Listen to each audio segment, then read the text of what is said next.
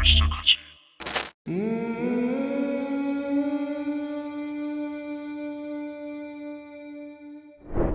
사과가 영어 글자 C에 겹쳐지고 연꽃이 피는 것은 메시아의 탄생이라고 했죠. 그래서 이 장면 다음에 쌍둥이 빌딩이 무너지는 장면이 나온 다음 처음으로 예수처럼 보이는 메시아가 등장합니다. 새로운 예수로 축출되는 인물이 등장할 때 개의 머리를 한 배를 타고 나타나는 장면이 보입니다. 이 장면은 고대 이집트 신화에서 따온 것으로 고대 이집트인들은 인간이 죽으면 영혼이 개의 모습을 한 아누비스와 고양이의 모습을 한 네트에 인도되어 배를 타고 죽음의 강을 건너 저세상으로 간다고 믿었습니다. 마찬가지로 저세상에서 이 세상으로 올 때에도 배를 타고 죽음의 강을 건너서 온다고 생각했습니다. 예수가 이집트 신화를 차용해서 부활하는 장면을 묘사한 것은 예수 신화 자체가 이집트 신화의 영향을 받아 만들어졌기 때문입니다. 2007년 전 세계에서 센세이션을 일으켰던 시대정신의 첫 장면을 보면 예수가 태어났다고 생각하는 12월 25일은 수많은 고대 신의 탄생일이었다고 설명합니다. 이집트의 태양신이었던 호루스도 예외는 아니죠. 그래서 예수 재림 장면을 이집트 신화에 빗대어 묘사한 것이라 볼 수 있습니다. 그리고 예수 가슴의 심장이 강조되어 있는 이유는 현재의 물고기 자리 시대가 끝나고 미래에는 물병 자리 시대가 시작되기 때문에 이를 묘사하기 위해서 심장을 강조해서 보여준 것 같습니다. 황도 12궁을 보면 12개의 별자리는 각각 대칭의 별자리를 가지는데 물고기 자리의 반대편은 처녀 자리이며 물병 자리의 반대편은 사자 자리입니다. 그래서 물고기 자리 시대의 메시아였던 예수 신화를 보면 예수가 처녀 수태로 태어난다고 묘사를 합니다.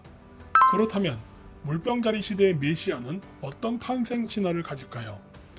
물병 자리의 반대 자리는 사자 자리입니다.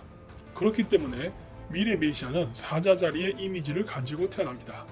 사자 자리인 레오에서 가장 크게 빛나고 중요한 별은 레굴루스라는 별이며 사자의 심장이라고 불립니다. 이집트 스핑크스도 가슴에 툭 튀어나온 부분이 있는데 이는 사자 자리의 심장을 묘사하기 위해 그렇게 만들어진 겁니다. 그렇다면 기독교에서 묘사하는 미래의 재림 예수는 어떤 모습일까요? 여러분들은 이미 알고 있습니다. 인지를 못했을 뿐이지 지금 보시는 그림이 미래의 재림 예수의 모습입니다. 사자갈퀴의 헤어스타일을 하고 가슴에 심장이 그려진 채 태양의 후광을 받고 있는 모습이 바로 미래의 예수입니다. 사자 자리를 의인화시켰다는 게 보이시나요? 이마에 전시안이 그려져 있는데 이는 재림한 메시아가 플레이아데스 성인이라는 것을 나타냅니다. 영지주의에서는 인체를 황도 12궁에 묘사했습니다. 그래서 인체의 주요 부위를 12궁에 붙여서 설명을 했는데 머리 꼭대기는 양자리에 해당하고 턱 부분은 황소자리로 묘사했습니다. 그리고 그 가운데 위치한 별이 바로 고대로부터 천국의 별이라 불리던 플레이아데스입니다. 따라서 재림 예수는 인류를 천국으로 데려가기 위해 플레이아데스에서 왔다는 걸 의미합니다.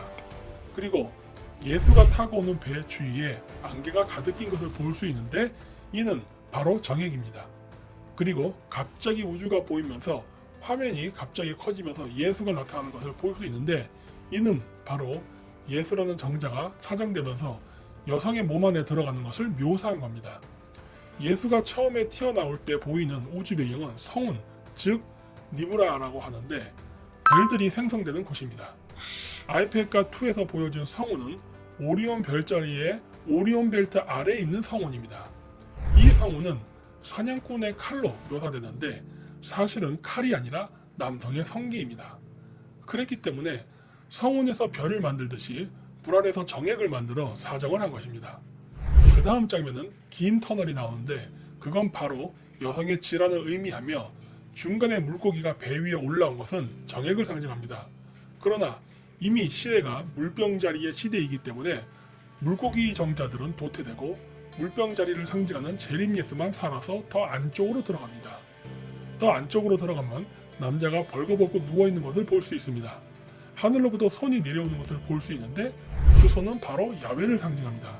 야훼의 손으로부터 빛이 내려오는데 이는 신의 정액을 상징하며 등대 안에 있는 나이든 할머니, 즉 비너스 여신에게 빛이 배에 닿으면서 성령 임신을 했음을 보여줍니다. 그래서 할머니의 팬티에서 월경의 흔적이 사라집니다. 왜냐하면 임신을 하면 월경을 안 하기 때문이죠. 이로 인해 전 세계에서 물병 자리의 태양신을 상징하는 새로운 메시아들이 차례로 탄생하기 시작합니다. 그리고 그 메시아가 통제사회를 부수고 새로운 세상을 열 것이라고 표현합니다.